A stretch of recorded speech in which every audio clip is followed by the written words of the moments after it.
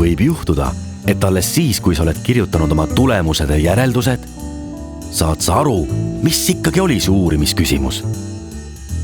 Väga äge! Nüüd on käes hetk panna oma tööle pealkiri. Ja pealkirja järel kirjuta sissejuhatus. Sissejuhatuses saadki selgitada, mida sa uurisid, miks sa uurisid ja kas sul oli mõni hüpotees. Kõige viimase asjana kirjuta oma töö kokkuvõte. See on nagu filmitreiler. Selles pead kõik oma töö etapid paari lausega kokku võtma.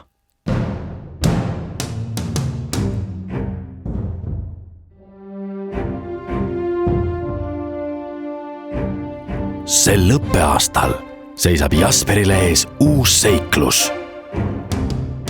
Dokumendid, millest ta seni midagi ei teadnud, toovad tema ette elu suurima küsimuse.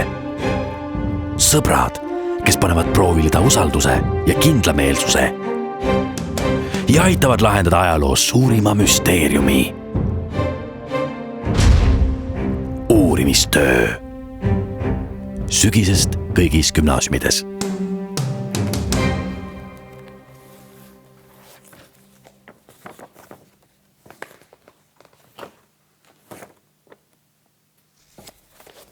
Kokkuvõte on tavaliselt esimene asi, mida sinu tööst loetakse.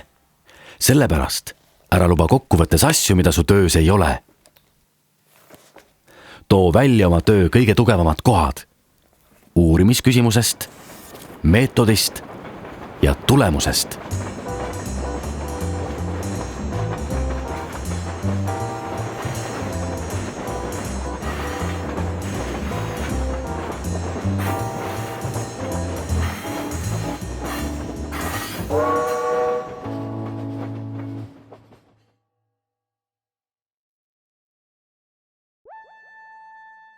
Uurimistöö lõpeb kaitsmisega. See on enamasti kõige lühem etapp, aga ka kõige stressirohkem. Stressi tekitab see, et sa teed seda oma elus esimest korda. Enne kaitsmist tuleta meelde, kuidas sa selle teema leidsid, kuidas sa seda uurisid, mida sa teada said. Ole oma tööle uhke ja tee see nüüd maailmale nähtavaks.